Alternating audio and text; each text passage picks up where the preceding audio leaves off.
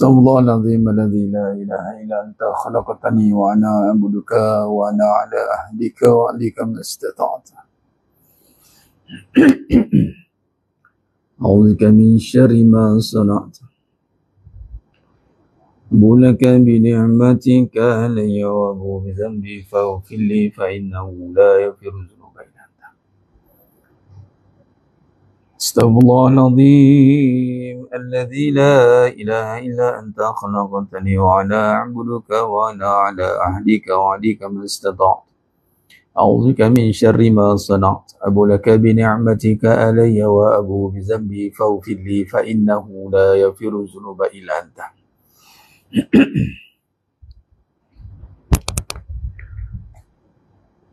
اللهم صل على سيدنا محمد طب القلوب ودوائها وعافية الأبدان وشفائها ونور الأبصار وضيائها.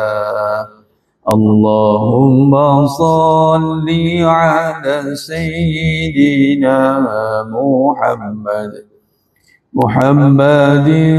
طب القلوب ودوائها وعافية الأبدان وشفائها ونور الأبصار وضيائها. اللهم صل على سيدنا محمد طب القلوب ودوائها وعافية الأبدان وشفائها ونور الأبصار وضيائها. اللهم صل على سيدنا محمد طب القلوب ودوائها وعافية الأبدان وشفائها ونور الأبصار وضيائها. اللهم صل على سيدنا محمد طب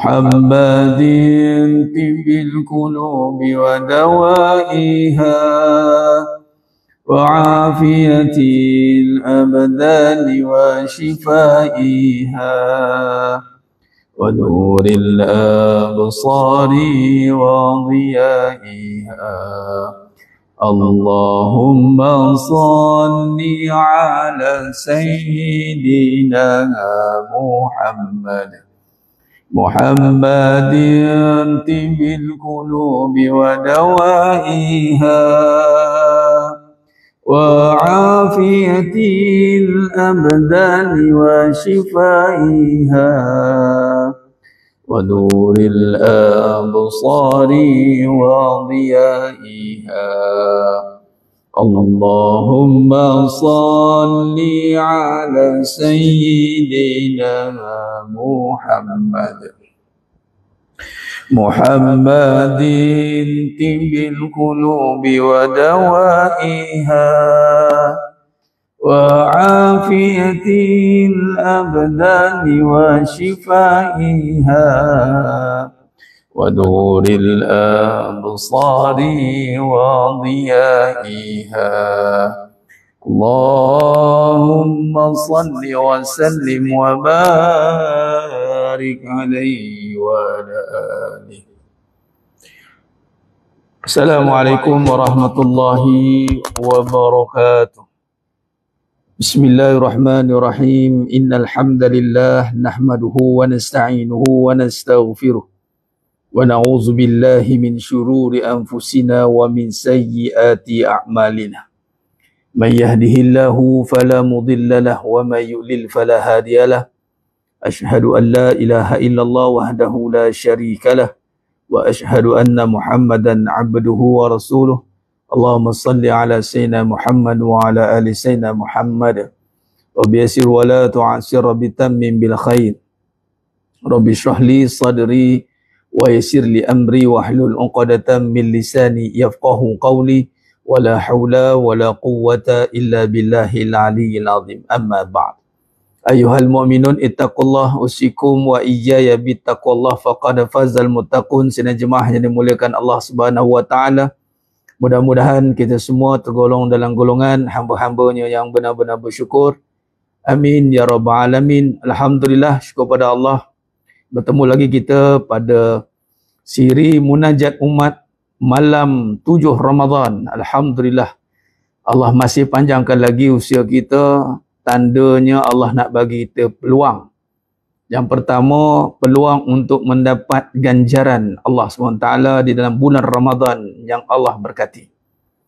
Yang kedua, peluang untuk Allah berikan kita keampunan. Keampunan. Kerana pada malamnya itu Ramadan, setiap malam, barang siapa yang membangunkan malam, man qamal lail, kita niat malam ni, kita bangunkan malam. Sejak daripada maghrib tadi sehinggalah sekarang ni, apa saja amalan yang kita bangunkan pada malam Ramadan dengan niat, dengan iman, imanan wahtisaban, dengan mengharapkan ganjaran pada Allah SWT, maka Allah ampunkan dosa-dosa dia. Dan apatah lagi, Allah nak bagi kita peluang, insya-Allah, mudah-mudahan Allah kurniakan kita malam yang terbaik daripada malam 1000 bulan. Itulah malam Lailatul Qadar. Pada malamnya itu, Allah nak beri kita peluang lagi, yakni keampunan yang tanpa batasan. Allahumma innaka afuwun tuhibbul afwa fa'fu anni. Tanpa batasan tu mana kata ulama mensyarahkan takhrij hadis tersebut, clean, Allah hilangkan semua dosa, clean and clear, masya-Allah. Jadi makna kata bila Allah izinkan kita hidup dalam bulan Ramadan ni, Allah nak bagi tadilah 2 peluang. Yang benar peluang menambah ganjaran melipat kali ganda pahala, dan yang kemuncak, yang utama adalah Allah nak ampunkan seluruh dosa kita. Jadi sehinggakan Nabi SAW mafhum hadis mengatakan rugilah. Maka yang doa yang Nabi baca diaminkan oleh malaikat. Rugilah yang mana apabila datang yang bulan Ramadan tetapi tidak mendapat keampunan daripada Allah. Bukan kata rugi, celakalah. Allahu Akbar. Jadi kita ambil ruang ini, kita ambil peluang ini untuk sama-sama merebut ganjaran Allah Ta'ala ini dan keampunannya. Kita nak upgrade diri kita. Nah, yang mana kalau kata di sudut syariat tu, kita nak luruskan balik. Nah, kita nak jaga balik tutur kata kita nak jaga balik aurat kita. Kalau yang auratnya, kita nak jaga balik segala apa yang telah disyariatkan oleh Allah atas diri kita. Kalau sedar diri ni bukan kita punya, maka di situ kita tak akan buat suka-suka. Terutama contoh dalam bab mulut, kan? Menahan diri daripada berkata-kata yang buruk, mengumpat, keji. Kan? Kemudian di sudut tubuh badan, menjaga aurat, yang mana apa yang ada pada badan kita ni bukan kita punya.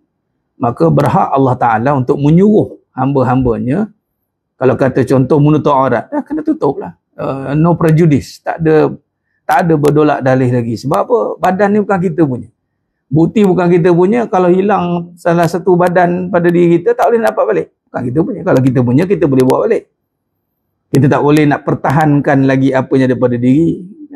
Muka sebagai contoh akan berubah wajah kita mengikut peredaran masa kita, kan. Kalau kita punya, kita boleh kekalkanlah muka kita tu. Jadi kat situ banyak perkara yang mesti kita luruskan, dan untuk kita mengambil berat kembali untuk melihat bahawasanya hidup kita ni tidak boleh lari daripada syariat Allah. Dan insya-Allah, dan begitu juga untuk kita menjulang tinggi nama Allah SWT dengan kita mempertahankan syariatnya. Sebelum kita meneruskan amalan kita, sebagaimana setiap masa, setiap malam semasa kita waktu menghidupkan malam ini, insya-Allah, maka kita nak membaca dengan suratul Fatihah, bikiratil suratul Fatihah. Alhamdulillah, tadi petang tadi kita telah pun munajat umat Dan malam ni Allah bagi peluang lagi, tak apa, insya-Allah kita nak banyak-banyak kali buat pun tak apa dalam bulan Ramadan ni. Alhamdulillah. Sebelum tu saya nak sentuh sikit tentang tadi ada yang minta kupas sikit Ustaz, status tu tak faham. Status saya yang terbaru tu, orang minta maaf, kita maafkan. Dalam kuliah talaki tadi saya dah sebut. Tapi tak apa, saya sebut malam ni lain sekali. Itu tentang apa tu? Tentang isu yang stokin ada nama Allah tu. Di KK Mat kan, mereka dah minta maaf, ya kita maafkan lah. Kemudian mestilah ada cause and effect dia. Apa dia? Sekarang ni kita apa kita boleh buat? Kita nak menjulang nama Allah ni, sebab memang dalam tu adalah macam-macam penerangan yang diberikan, perincian tentang kelalaian yang orang kata banyak barang ni. Saya baca banyak kali faham KK sampai ZZ. ZZ tu kan saya tulis simbol tidur. Nah, kita nak tidur kan. Nah, sebelum ni tidur kan. ZZ tu tidur lah. Simbol tidur. KK ZZ. Kita tidur kan lah. Kita dalam tiga kata lain nak membawa kepada isu boykot kan. Tapi ini antara yang saya orang kata apa? Respon lah. Sebab padanya ada kalimah Allah satu. Dan walaupun satu kenyataan telah dikeluarkan, itu dia kena buat lah. Kita pula buat apa? Itu isunya. Kalau kita tak boleh buat semua, jangan tinggal semua. Itu pertama usul fikirnya. Ada orang tulis dalam komen tu, dia tulis, kalau macam tu kita kena boykot juga orang yang menentang hukum Allah. Saya tak komen lagi lah kat situ. Saya tulis. Saya nak jawab macam ni.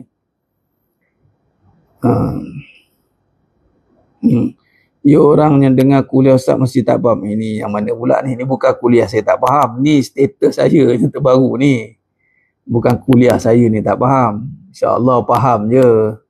Barang faham ni milik Allah sebenarnya. Cuma kadang ni kita tak nak ambil faham tu. Faham dah. Nak ambil faham tu, kadang kita masih bersoal-soal. Jadi tak sampailah. Okey.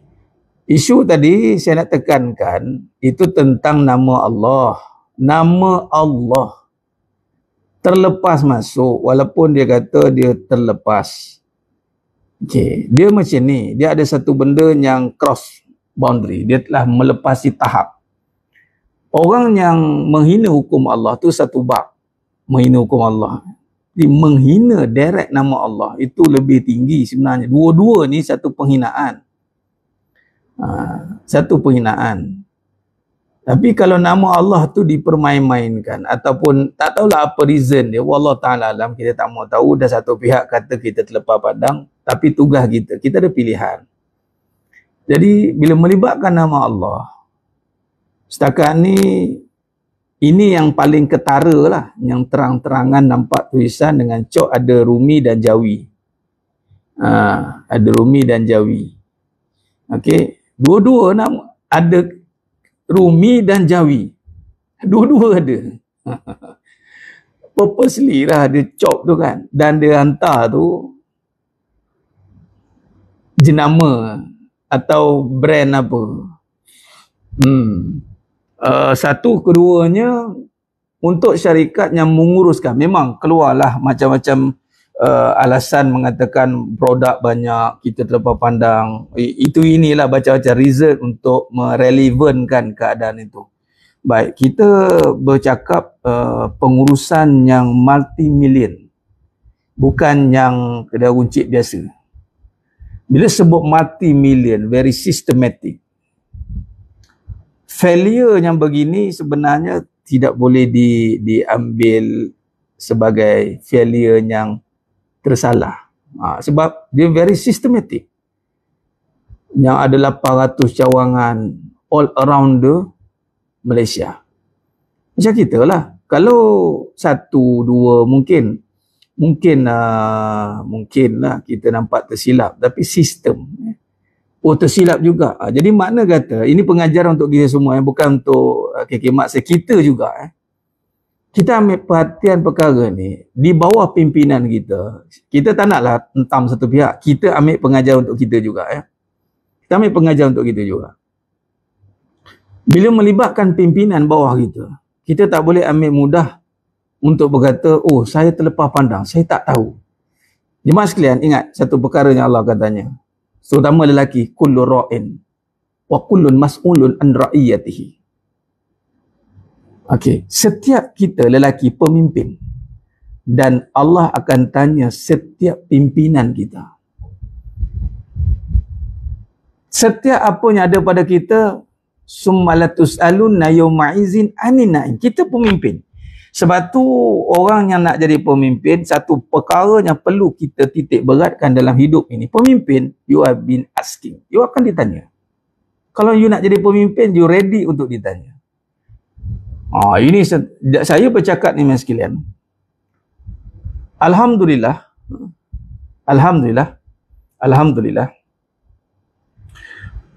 Perjalanan menjadi pemimpin ni bukan baru sehari dua. Allah takdirkan saya menjadi pemimpin, dilatih untuk jadi leadership ni daripada bangku sekolah lagi, sekolah rendah. Kalau saya nak sebut ni sebab ustaz ni siapa nak cakap soal pemimpin, ustaz bukan jadi pemimpin pun. Tak apalah, saya nak beritahu lah ni. Daripada sekolah rendah ni Allah takdirkan. Kelebihan ni saya nak gunakan untuk jalan Allah. Ini bukan untuk kelebihan berdiri pun, tak. Allah lebihkan itu untuk kita supaya bila bercakap tu bukan bercakap kosong. Kita tak nak bercakap tin kosong. Memang daripada skor rendah lagi, memang Allah takdirkan jadi pemimpin sehinggalah peringkat universiti, sehinggalah sekarang pemimpin sebenarnya yang paling tinggi adalah pemimpin institusi keluarga. Itu pemimpin yang tertinggi mas sekalian. Daripada keluarga lah dia akan memimpin negara dan seterusnya dunia. Kalau you fail dalam memimpin keluarga, tak usah cerita nak memimpin negara ke dunia. Sebab Allah SWT mengatur seorang pemimpin untuk menjadi the real leader adalah bermula daripada pemimpin yang very solid untuk menjadi pimpinan yang ke depan. Itulah bagi Nabi Muhammad SAW. Sebab tu Nabi SAW itu seorang pemimpin yang bermula pada keluarga yang tak ada masalah. Daripada Sayyidatina Khadijah radhiyallahu al-Kubra. Kemudian barulah diangkat terus menjadi pemimpin seterusnya.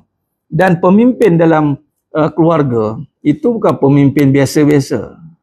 Pemimpin yang boleh menyatukan para isterinya, kan, menyatu, ataupun bukan kalau para isteri pun dia boleh understanding. Understanding itu dia boleh bina antara suami isteri. Berdua ni yang mana isterinya boleh terima all the instruction. Semua arahan dia boleh terima dengan clear.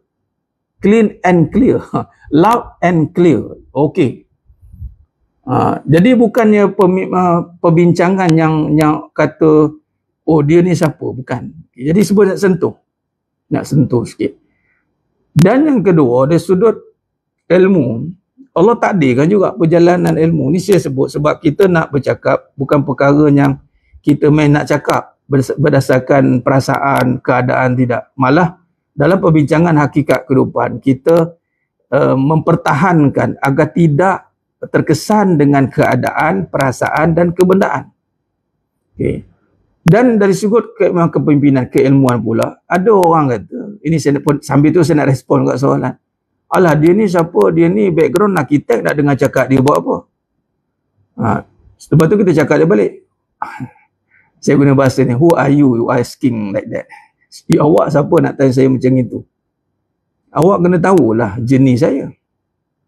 Bukannya jadi orang yang tiba celup-celup main nak dengar-dengar ni. You kena tanyalah. Kan? Kalau you tak kenal, baik you diam. Jangan cakap banyak. Tu ceritanya. Itu saja. Jadi kita bila dalam ilmu ni dia ada disiplin satu. Keduanya bila Allah takdirkan seseorang untuk dapat ilmu, dia kedua ni pimpinan dan ilmu. Dua ni kena bergabung. Dia panggil ulama wa umara lah. Maka barulah boleh menjadi satu kepimpinan yang versatile. Nabi SAW arkitek. Dan perkara ni kita dah bincangkan dah sebelum ni. Dalam ilmu yang kita namakan integration sekarang ni, dan kita nak bawa integrate ni, mesti perlu digabungkan, disepadukan. Tapi tak semua boleh bersatu padu dengan ilmu tu, susah. Kalau dia kadang-kadang dia, walaupun kita ni faham, contoh kita ni orang Islam, kita sambung bidang teknikal, akhirnya kita nak sambung dalam bidang agama, kita rasa macam aku bukan bidang. Jadi bukan bidang, akhirnya agama tu ditinggalkan. Kita tak nak macam tu. Kita kena belajar untuk integrate kan, untuk kita sepadukan dan jangan pisahkan. Jadi saya tak nak cerita panjang lah bab tu pula. Tak apa, saya dah sentuh bab tadi tu, leadership, pemimpin. Tentang ilmu tu siapa nak tahu, nak tanya personally, interpersonal, bolehlah tanya nanti.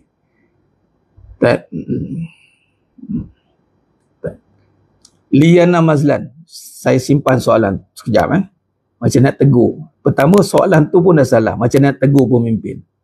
Tegur dengan makna, bukan tegur. Dia ada satu perkara, dia panggil nasihat. Nasihat dengan tegur lain ke? Lain. Dua benda beza. Saya pernah sentuh dah isu tu. Kalau pimpinan, dia bukan nak menegur. Memang bukan tegur, tapi dia adalah menasihat. Kita sebagai penasihat.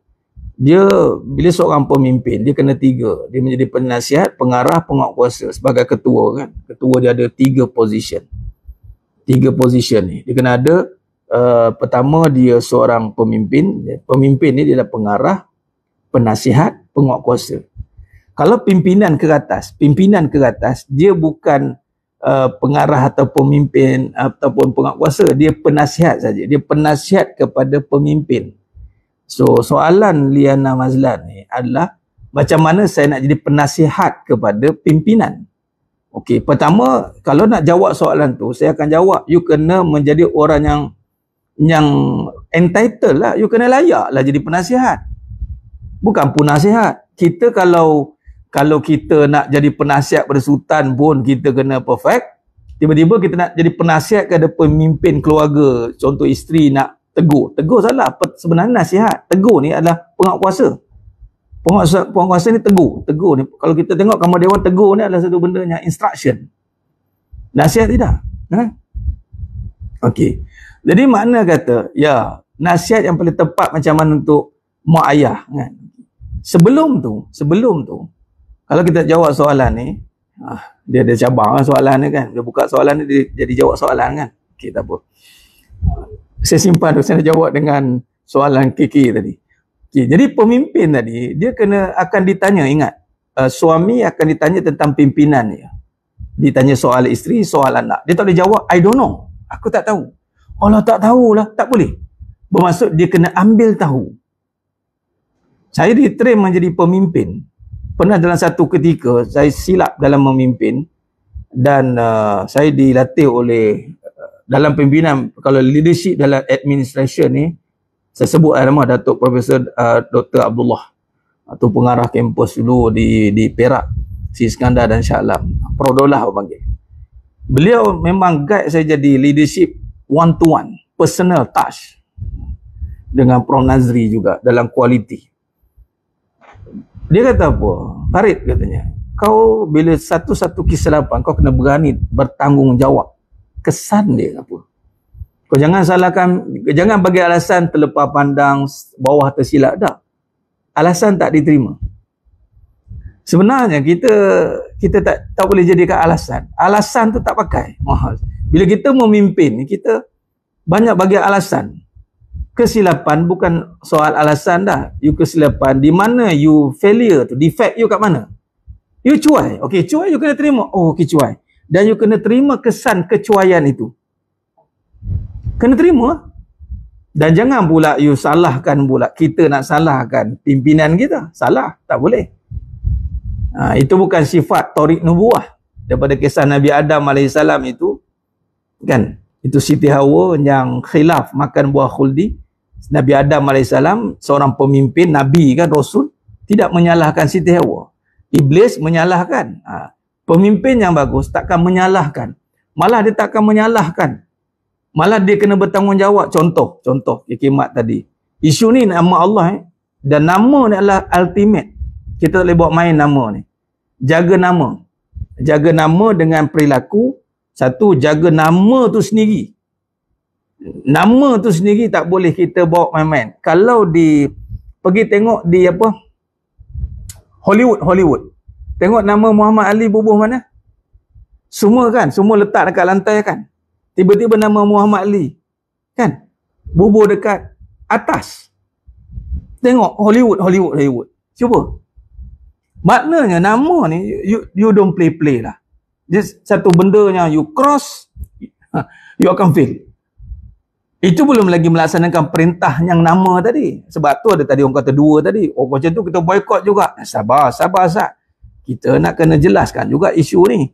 Cuma kenapa yang KK ni kita begitu drastik? Sebab dia cross the boundary tu. Dia terlupa dia satu kecuaian yang macam mana you syarikat multi-million dollar.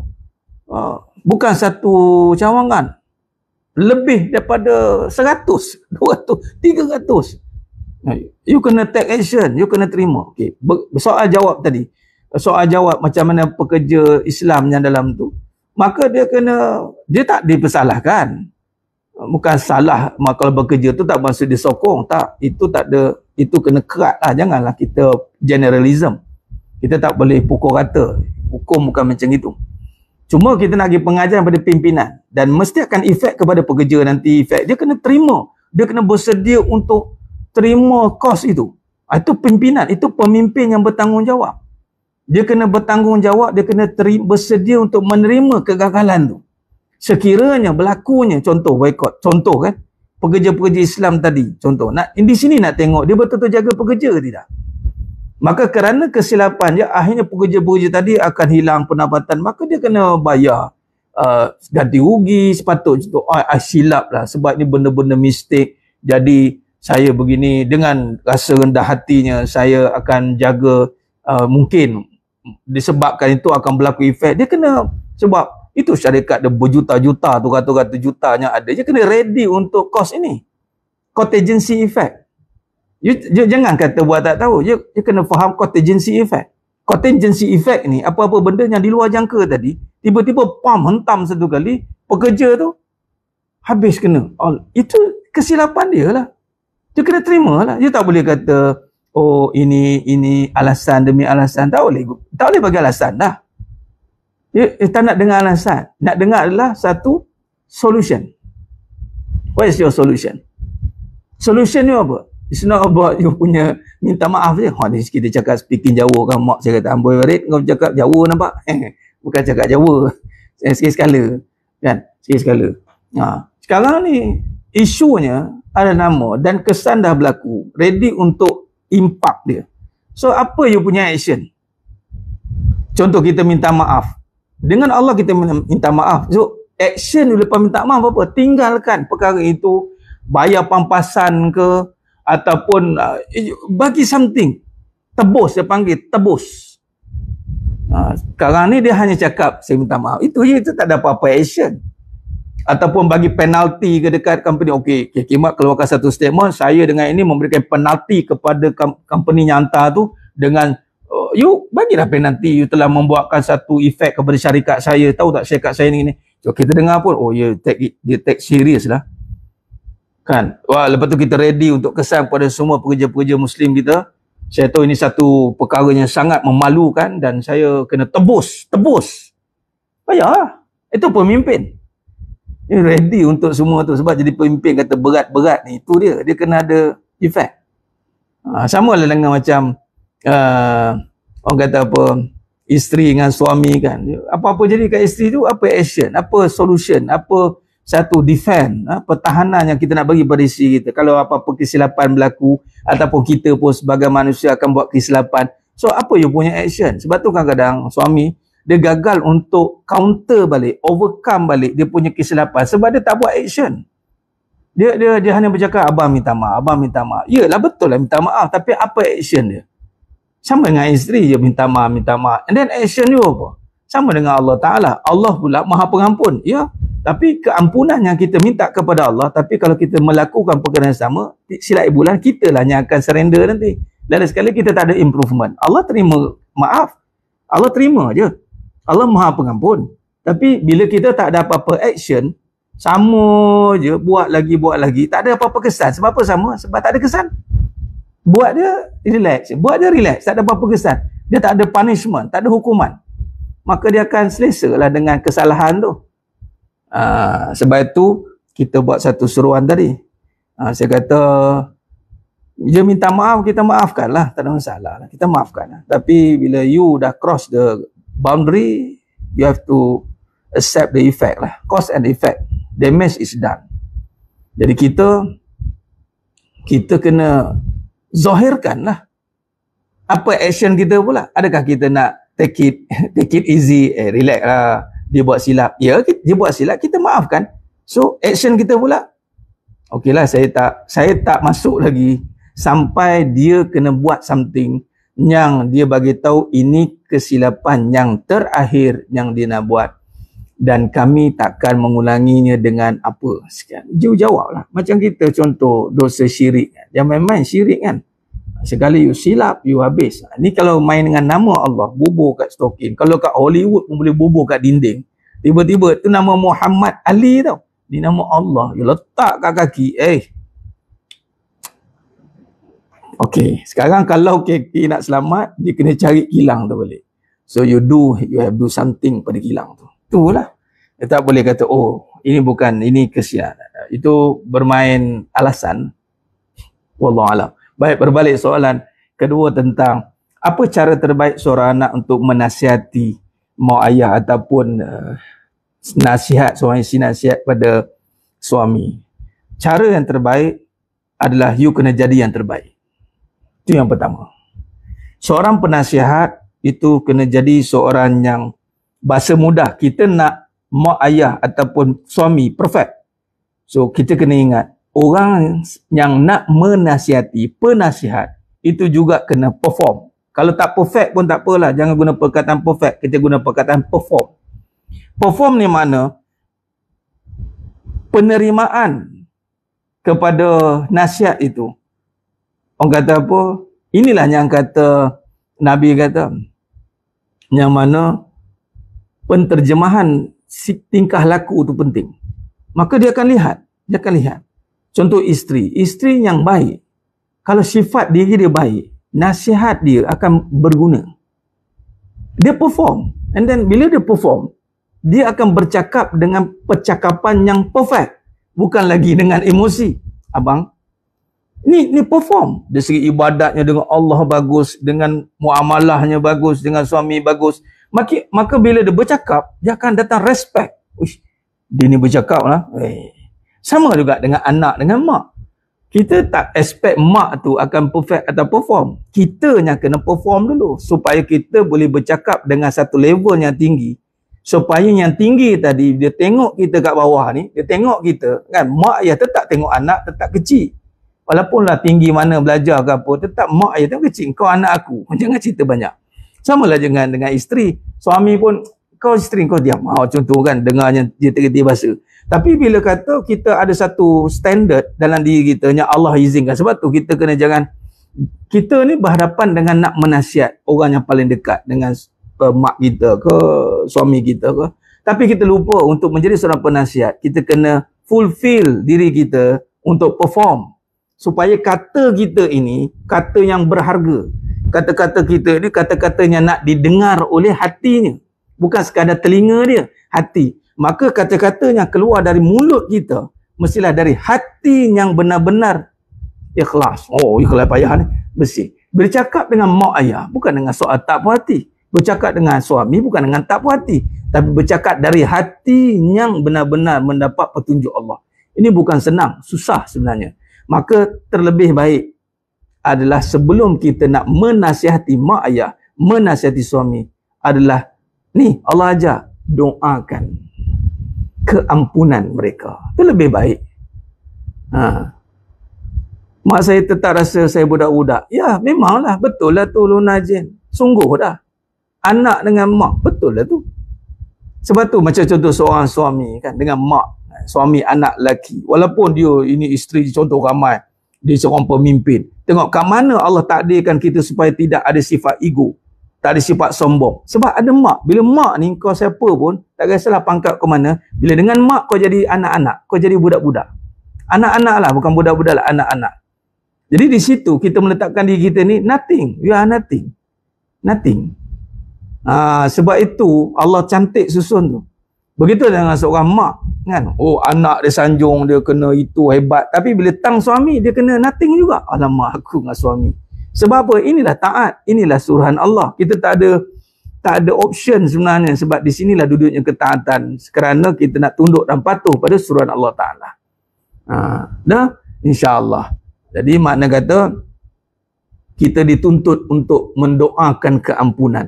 Isteri yang baik, isteri yang mendoakan keampunan untuk suami dia.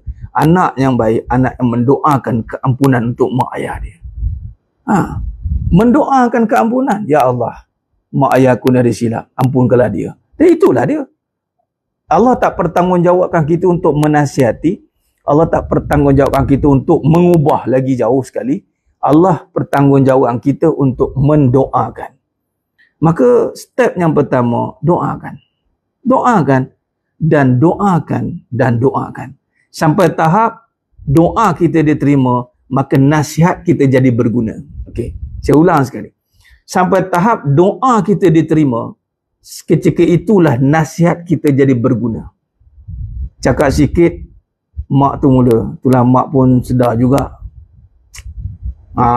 Kita pun,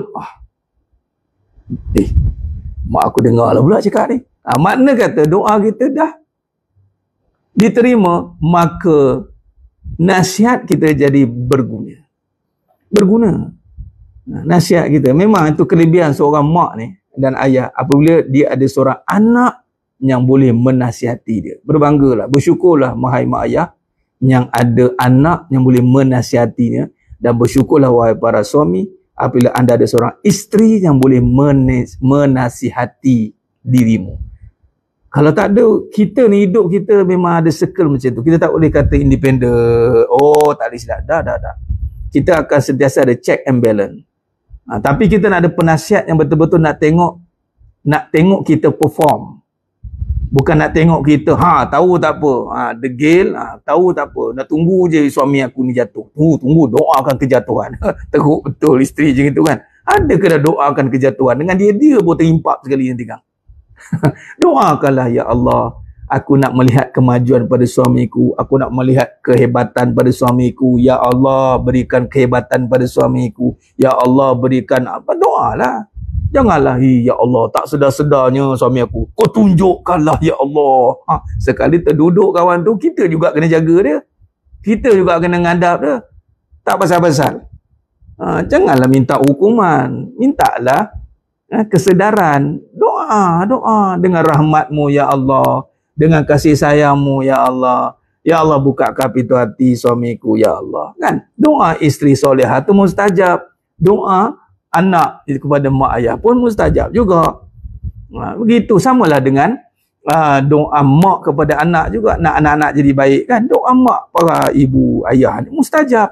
Sebenarnya kita dah ada senjata tu. Tapi kadang-kadang sebab kerana hati kita tak puas hati dengan keadaan tu, kadang-kadang nak berdoa pun rasa macam not make sense lah, kata orang Jawa. Not make sense. Doa geram nanti aku. Geram tak, bila-bila sambil apa? Tak puas hati. Tak boleh lah. Jadi hati tu nak dibersihkan dengan belajarlah tentang tauhid pula. Dengan tentang tauhid lah, macam mana rasa nak tundukkan hati. Belajar tauhid jemaah sekalian. Tu je lah. Belajar balik sifat-sifat Allah, mendalamilah kita. Doa suami papa ke dana, itulah tak cerdik. Doa suami jatuh papa ke dana, lalas dengan dia tak ke mana. Ataupun tahu tak apa, dia dah siap dah, standby je. Atau nama tak ikhlas tu, nak tengok kejatuhan suaminya. Habis dia nak lari, dah jatuh aku nak lari. Dari awal-awal lah tak betul lah. Sebab tu hati sengsara je. Cuba kalau ikhlaskan nanti tu. Doa kan, minta. Jadi sekarang ni mintalah dengan hati yang terbuka, dengan lapang hati, doa, sungguh-sungguh doa. Ya Allah, tolong ya Allah, tolonglah dia untuk berubah. Janganlah kita paksa dia nak berubah dengan diri dia sendiri. Takkan boleh berubah manusia dengan dirinya. Yang boleh mengubah manusia hanya Allah. Lalu doakanlah dia berubah dengan pertolongan Allah. Hati kita kena betul-betul lapang dan redha. Ini kata penasihat yang perform ni. Penasihat yang perform, itulah, relax.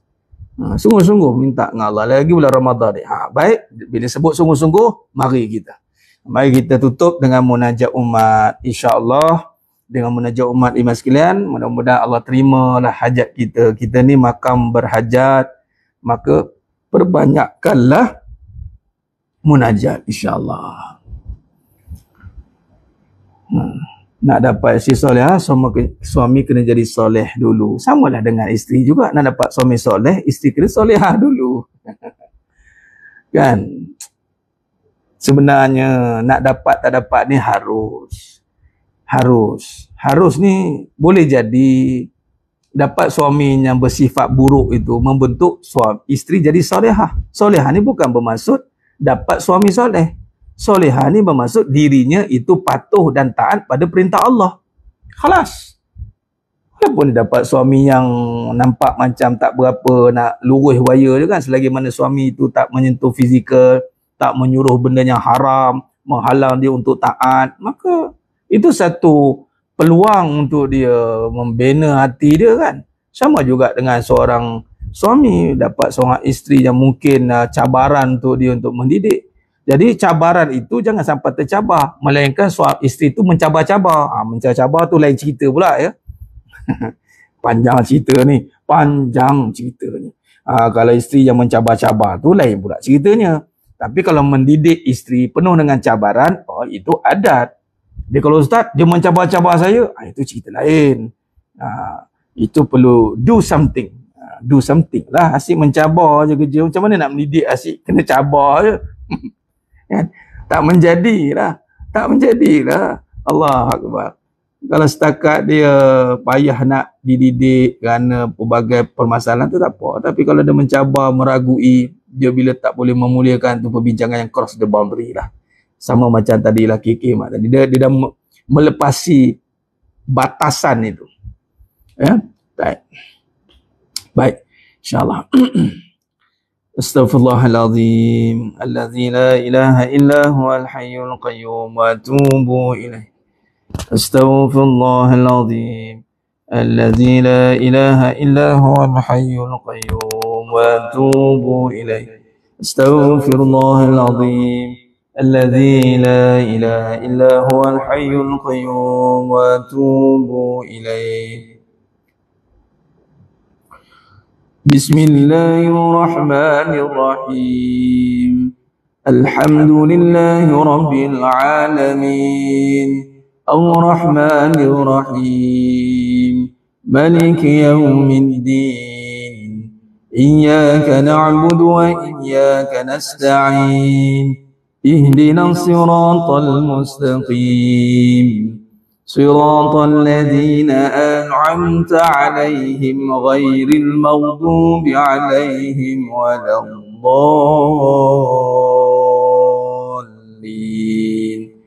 آمين. بسم الله الرحمن الرحيم.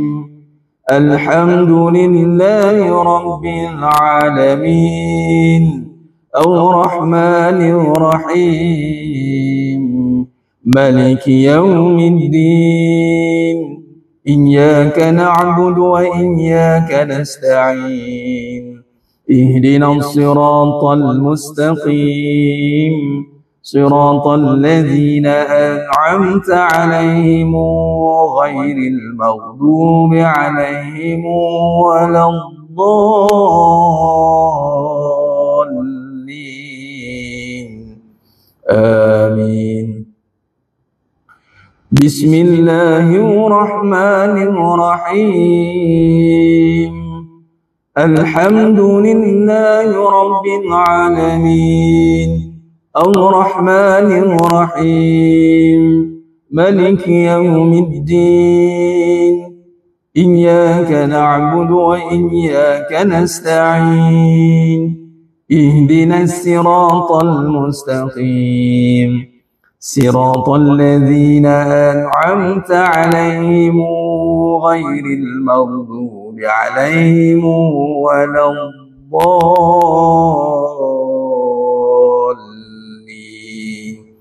آمين.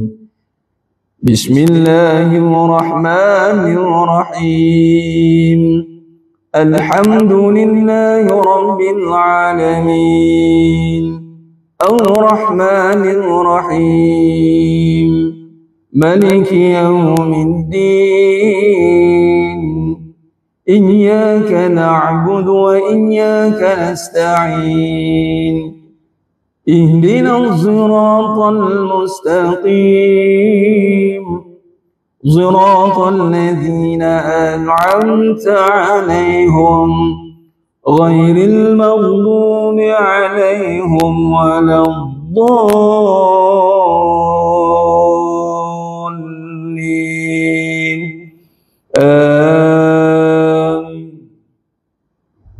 بسم الله الرحمن الرحيم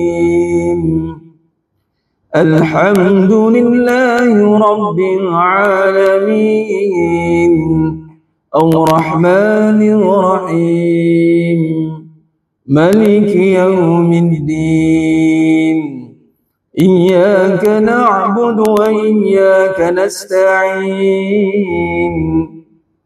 اهدنا الصراط المستقيم صراط الذين أنعمت عليهم غير المغضوب عليهم ولا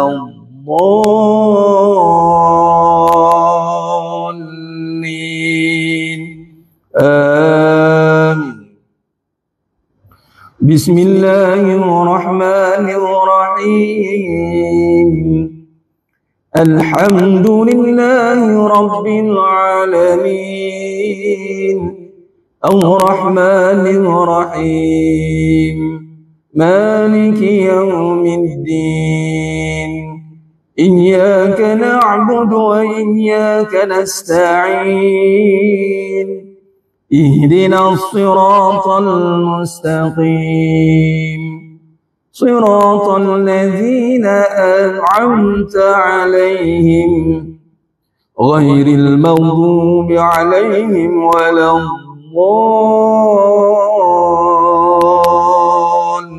الضالين آمين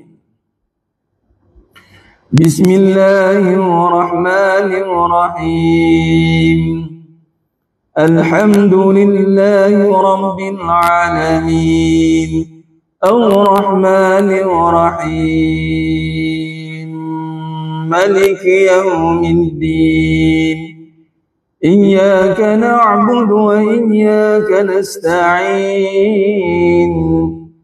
اهدنا الصراط المستقيم صراط الذين أنعمت عليهم غير المغضوب عليهم ولا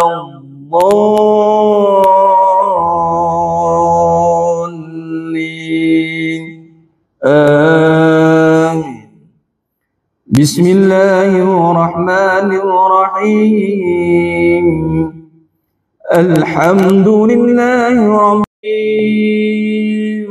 يوم الدين إياك نعبد وإياك نستعين اهدنا الصراط المستقيم صراط الذين أنعمت عليهم غير المغضوب عليهم ولا الضالين آمين بسم الله الرحمن الرحيم الحمد لله رب العالمين الرحمن الرحيم مالك يوم الدين إياك نعبد وإياك نستعين اهدنا الصراط المستقيم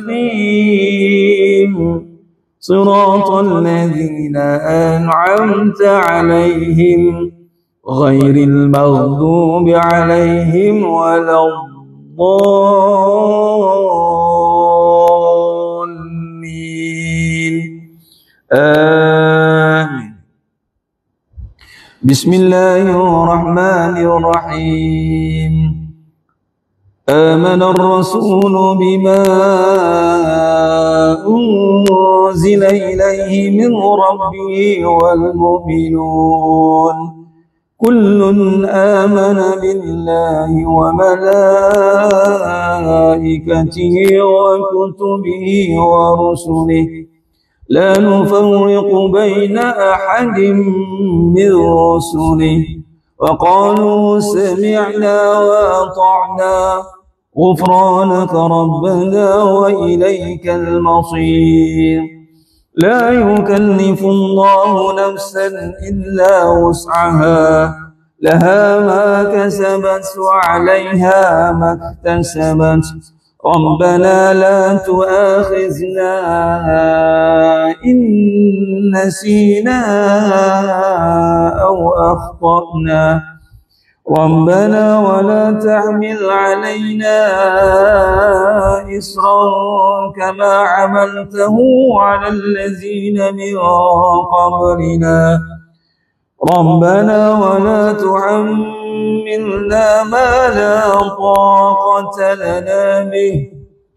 واعف عنا واغفر لنا وارحمنا أنت مولانا فانصرنا على القوم الكافرين صدق الله العظيم.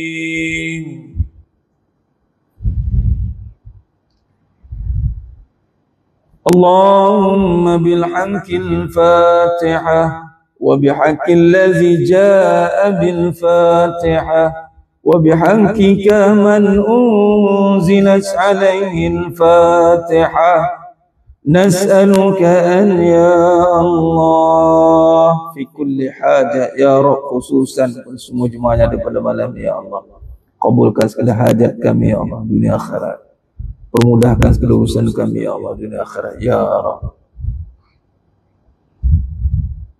ya Rahman نسألك أن يا الله في كل حاجة يا رب خصوصا بالأمة Islam seluruh dunia ya Allah khususan di Palestin ya Allah bebaskan Baitul Maqdis ya Allah Masjidil Aqsa kekuatan umat Islam di akhir zaman ya Rabb نسألك أن يا الله يا أرحم الراحمين يا حي يا قيوم برحمتك أستغيث يا الله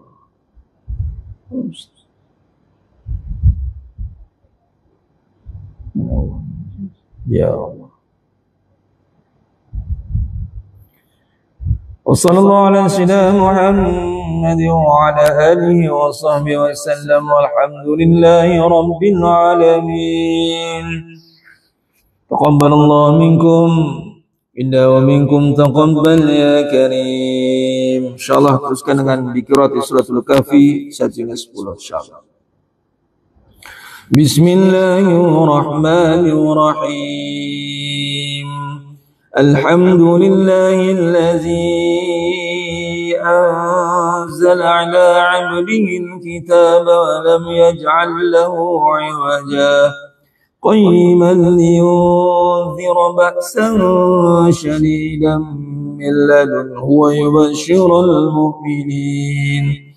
ويبشر المؤمنين الذين يعملون الصالحات أن لهم أجرا حسنا ماكثين فيه أبدا وينذر الذين قالوا اتخذ الله ولدا ما لهم به من علم ولا لآبائهم كبرت كلمة تخرج من أفواههم إن يقولون إلا كذبا فلعلك باخع نفسك على آثارهم إن لم يؤمنوا بهذا الحديث أسفا إنا جعلنا ما على الأرض زينة لها لنبلوهم أيهم أحسن عملا وإنا لجاعلون ما عليها صعيدا جرزا أم حسبت أن أصحاب الكهف والرقيم كانوا من آياتنا عجبا إذ أوى الفتية إلى الكهف فقالوا ربنا آتنا من لدنك رحمة وهيئ لنا من أمرنا رشدا صدق الله العظيم. Alhamdulillah, syukur pada Allah SWT. Selesai sudah mengajak umat kita pada malam yang penuh barakah ni, dan juga sedikit muzakarah tadi tentang tazkirah tentang kehidupan dan hal-hal yang berbangkit. InsyaAllah ada beberapa persoalan tadi, dan kita akan sambung lagi perbincangan kita insyaAllah di hari yang lain. Alhamdulillah. Terima kasih. Penyakit kemurungan hilang lepas bila, Masya Allah. Hazam min fadli Rabbi. Puan As'ana, alhamdulillah. Itulah kehebatan Al-Quran dengan bikirat surah Al-Fatihah. Memang kita perlukan bukti-bukti begitu. Bukan nak kempen apa, kita nak balikkan kembali kepada matlamat, yakni nak wa rabbaka fakabbir, nama besar Allah SWT. Dan saya yakin ramai yang mendapat juga manfaat dan keberkesanan daripada yakni qiraatul biqiraatul suratul Fatihah, hilang kemurungan, masya-Allah. Minum air Allah hilangkan. Tengok, barang mungkinat harus untuk hilangkan. Betul lagi kena dengan kaedah syariat. Kita baca dengan yakinlah dengan Allah yang menyembuhkan. Pasti itu jaminan janji Allah. Khair, alhamdulillah. Insya-Allah kita jumpa lagi pada siri yang akan datang. Selamat berpuasa, selamat bersahur, dan insya-Allah mudah-mudahan Allah terima seluruh amalan kita, siam kita, qiyam kita, rukuk kita, sujud kita, semuanya insya-Allah, dan Allah kabulkan seluruh hajat kita insya-Allah. Jumpa lagi pada siri akan datang. Mohon maaf daripada saya ada kekurangan, kata-kata itu kurang bicara dalam penyampaian. Hanya Allah Ta'ala sajalah yang mampu menggunakan perbahasan kita pada malam yang penuh barakah insya-Allah. Aqulu qouli hadza wa astaghfirullah azim li wa lakum wa bil taufiq wal hidayah. Wassalamualaikum warahmatullahi wabarakatuh. Kita tangguh dengan tasbih kafarah dan surah Al-Asr. Subhanakallahumma bihamdik asyhadu an la ilaha illa anta astaghfiruka wa atubu ilaik. Bismillahirrahmanirrahim. Wal 'asr innal insana fi khusr illa alladhina amanu wa amsalihas wa tawassaw bil haqq wa tawassaw bis sabr wallahu a'lam bis shawab. Takbir, Allahu akbar.